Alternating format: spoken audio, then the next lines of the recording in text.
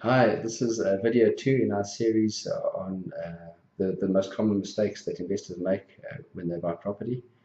And in the last video, I mentioned that the most common mistakes that people make is they buy the wrong property, the wrong type of property, they pay the wrong price, and they might buy them in the wrong place.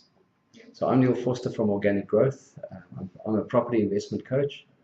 I'm a property investor myself, and I've been a property practitioner for close to 30 years. In this short video series, we're looking in depth into the three mistakes, the most common mistakes. And in this particular video 2, we're looking at price.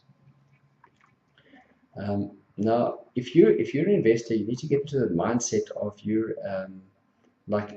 which retailer would be able to stay in business if he paid the wrong price for his goods. Then he's got to try and sell them on for the wrong price, for a too inflated price, and the market won't pay that price, so you go out of business or you do badly. And in property investment, you need to look at this as a business, and you need to pay a retail price. A wholesale price. You need to pay below market. And as investors, we have this opportunity because you and I, as investors, we are competing with the general market out there who want to buy properties to live in. So you're competing with a gentleman or a family who want to buy a property, and he's just been transferred into the city. He's got a new job, and he needs to buy property now. And he needs a 3-bedroom place because he's got 2 children, and he might need to study. So he's got very specific needs. And when he looks out for a property and he wants to occupy it and buy it in the next month, he's literally only got 3 or 4 properties that will work for him to choose from. But you as an investor, you can buy a 1-bedroom, a 2-bedroom, a 3-bedroom. You're not restricted to buying this month. So you can buy in the down seasons, you can buy anytime. So you just keep your eyes and ears open. And by doing so, you can end up buying a property you're not paying the full market price for your property. I certainly believe that there's a bargain to be had every week if you're looking hard enough for it. And with property investment, it's long term, so you're not speculating, you're not buying to sell. So you don't have to really work that hard to buy an ultra good deal. You just get a good deal. And in the long term, for me, if I had to try and think of what I paid for property 10 years ago, I can't even remember. So it's not that critical, but you still don't need to pay the full price. So don't go and lose a good deal because of 10,000 Rand. And I've seen that happen as well. Okay, so how do you go about paying the right price? The first thing is I'm going to say to you is do your homework. Robert Kiyosaki and various other people who've written books on the subject, they recommend that you buy that you look at 20 or 30 or even 50 properties before you buy your first property. When I saw that, I thought, wow, how do I do that? It's a lot of effort to actually go and look at each property. You've got to find the property, find the estate agent, contact the agent, make an appointment, fight the traffic, because generally you're going to be viewing these properties after hours or after work. Fight the traffic to get there, have a look at the property, hope that the tenant or the purchaser keeps the appointment. And now you've seen one. And you've got to do the same again for number 2, number 3. So you've got to look at a lot of property. And there's no shortcut here. There's no shortcuts to actually getting a good property. If you want to go and invest on your own. If you want to be involved in a property investment club, or you're working with a coach who knows the area very well, well, then you can jump all of that. You don't have to look at as many because they've got the product knowledge. It's basically about getting your product knowledge.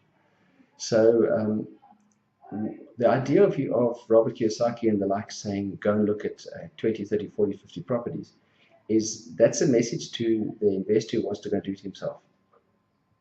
And the reason they say so many properties is because that's going to take you a couple of months to do that homework.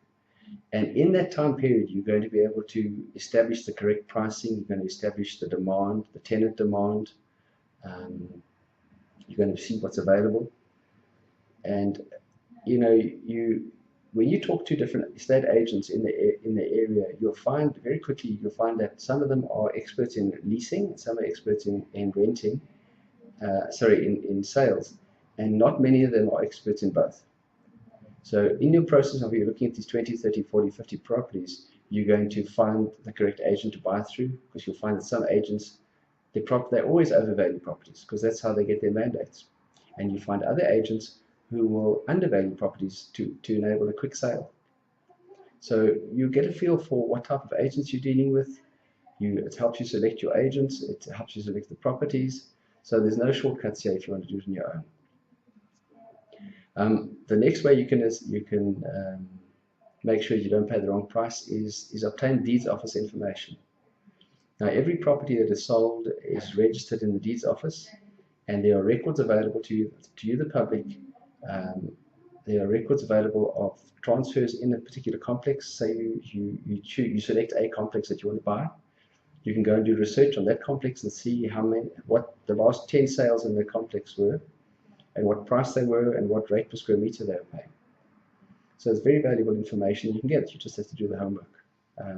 In South Africa, there's Windeed and there's Lightstone that I know of that I use. And after deeds office information, the next step is to look at your investment fundamentals. You want to make sure that your cash flows are correct, and that your expected return on investment is correct. So you might look in an area and you say, okay, I'm paying the right price for the property, but it doesn't mean it's going to be a good investment.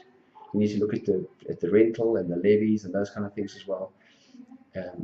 A complex, you can't just look at a complex and estimate what the levies are going to be, because every complex is run differently. It has different history to it, and the levies are not always the same. And so are the rentals. The rentals differ from complex to complex. So you need to do your cash flows for that particular complex, get an idea of the rentals, get an idea of the levies, any other costs. You need to look out for special levies when you're doing your homework. A complex might decide to repaint. They need to repaint from time to time and renovate the complex, and they might raise a special levy. So for 3 years, they charge you an extra 500 Rand a month, and you got to provide for that cash flow. You won't necessarily see it when you just look at the complex, and the agent might not know as well. So there's no excuse here. Do your homework. You get hold of the body corporate, or get a copy of the recent levy statement of the property you're buying, and have a look at it and see. There will be a line item called special levy, and then you can inquire, how long is the special levy going to run for, what is it for, and so forth. So these are the things you need to check to ensure that you pay the right price. And we've come to the end of this video. Our next video, we're going to look at location, which is people buying property in the wrong place.